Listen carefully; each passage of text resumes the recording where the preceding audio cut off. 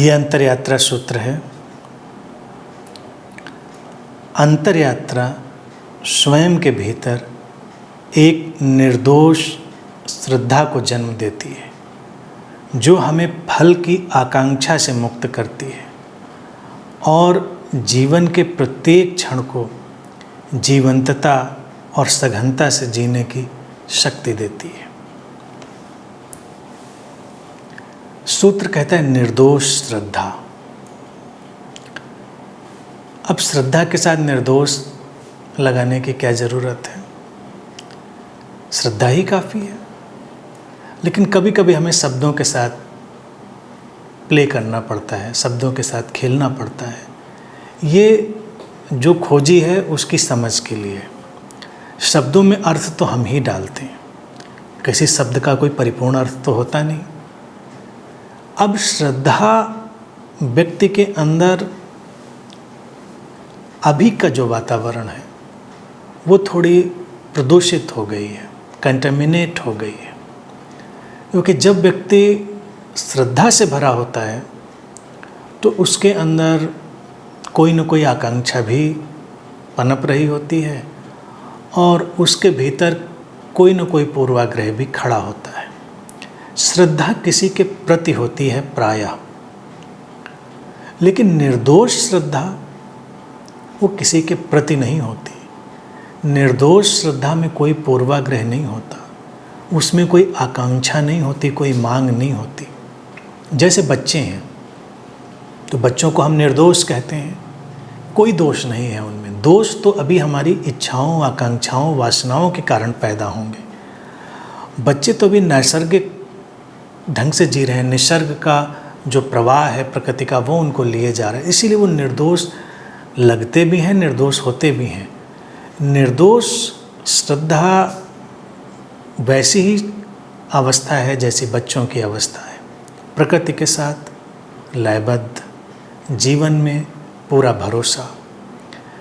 जीवन तुम्हारे लिए क्या लाएगा क्या नहीं लाएगा इसकी ऊहापोह नहीं, इसके प्रति संशय नहीं। एक छोटा बच्चा भी कहाँ सोचता है कि जीवन उसके लिए क्या करेगा, वो तो जी रहा है और कहीं उसके भीतर ये छुपा हुआ आश्वासन और भरोसा है कि जीवन संभाल रहा है, जीवन संभालेगा। और जीवन ने संभाला भी है।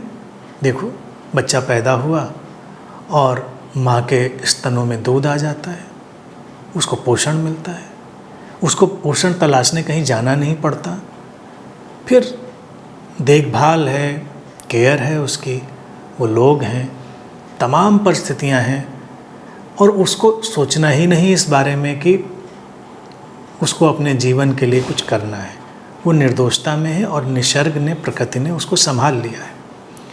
ऐसे ही जो अंतरयात्रा जब घटने लगती है तो अंतरयात्री जैसे ही अपने स्रोत की तरफ बढ़ता है, अपने स्वरूप की तरफ बढ़ता है, उसके अंदर निर्दोष श्रद्धा पैदा होने लगती है। वो बच्चों जैसा होने लगता है, अस्तित्व में अपने को छोड़ने लगता है।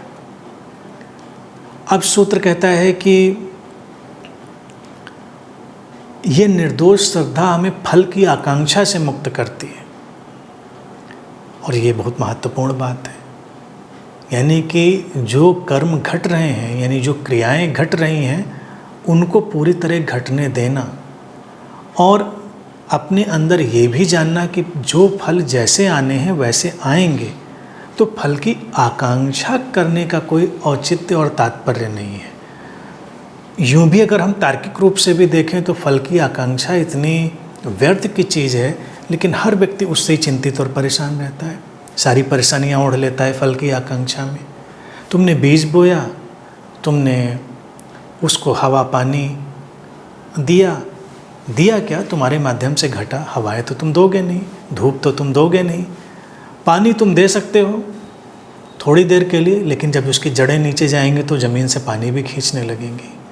हाँ, थोड़ी साज संभाल, थोड़ा सहयोग तुम्हें देना पड़ता है। वही अंतर यात्रा में जो हमारे साधना के ढंग हैं, वो थोड़ी सार संभाल, लेकिन फिर जैसे ही जड़ें भीतर जाएंगी उस स्रोत से अपना जल लेने लगेंगी। हवाएं तो होंगी ही, धूप तो होगी ही, और उस अंकुर को आगे बढ़ाने की सारी जो निसर्ग की व्यवस्थाएं हैं वो होंगी ही। अब उसमें जैसी भी फल की संभावना है वो आएंगे ही। तुम्हारी आकांक्षा के होने ना होने से उस पर कोई फर्क नहीं पड़ता। लेकिन अगर तुम आकांक्षाएं करो वक्त से पहले फल आने की, या जो फल का प्रोग्राम नहीं है, जो डिज़ाइन नहीं है उस फल के पाने की, तो तुम पीड़ित होगे। इनर जर्नी में गया व्यक्ति इतना समझदार होने लगता है कि ज़रूरत नहीं है फल की आकांक्षा की। फल तो आएंगे ही, जो आने हैं वो आएंगे ही। तुमसे तो जो हो रहा है तुम उसको होने देते हो, यही निर्दोष श्रद्धा है। अब क्या कोई बीज जब अंकुरित होता है तो वो सोचता है कि हमारे अंदर ये फल लगे, काश ये फल लगे। तुम्हारे काश से क्या होता है? अब अमरूद का बीज है तो उसमें अमरूद के फल आएंगे। आम का फल बीज उगा है, वृक्ष हुआ है तो उसमें आम के फल आएंगे। गुलाब का लगाया है पौधा तो गुलाब के फूल आएंगे। बेला का पौधा लगाया है तो बेला के फूल आएंगे। अब बेले के पौधे में गुलाब के फूल की आकांक्षा, अमरूद में आम की आकांक्षा, ये सब पीड़ित करने वाली बातें हैं। व्यक्ति के अंदर अक्सर ऐसी ही विपरीत, विरोधाभासी, बेतुकी आकांक्षाएं फल की पैदा होती हैं, वो उसको पीड़ित करती हैं। गीता में भी जब कृष्ण कहते हैं कि कर्म पर तुम्हारा अधिकार है, फल की आकांक्षा पर नहीं, तो वो भी यही बात कह रहे हैं कि कर्म को घटने दो, फल पर अधिकार भी क्या करोगे, क्योंकि जो आने हैं वो आने ही हैं और जो नहीं आने हैं वो नहीं आने हैं। ये सब बातें उस निर्दोष श्रद्धा की अवस्था में पारदर्शिता के साथ समझ में आने लगती हैं।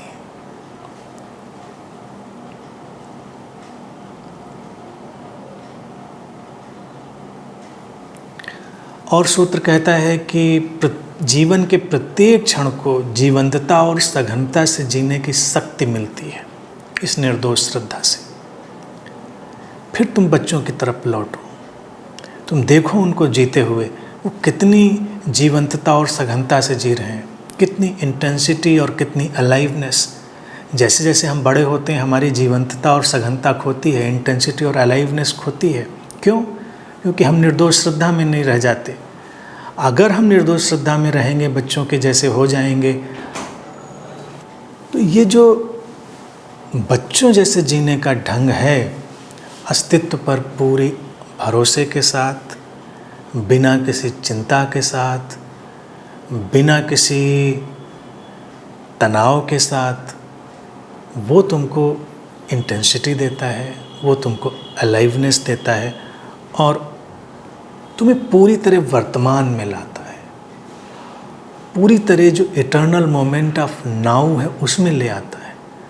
और इस वर्तमान में होना ही, जैसे बच्चे हमेशा वर्तमान में होते हैं, उस वर्तमान में होना ही जीवंतता और सघनता से भरता है।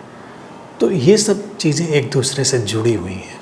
सूत्र इसीलिए बड़ी स्पष्टता से ये सारी बातें बड़े सरल शब्दों में हमारे सामने रखता है।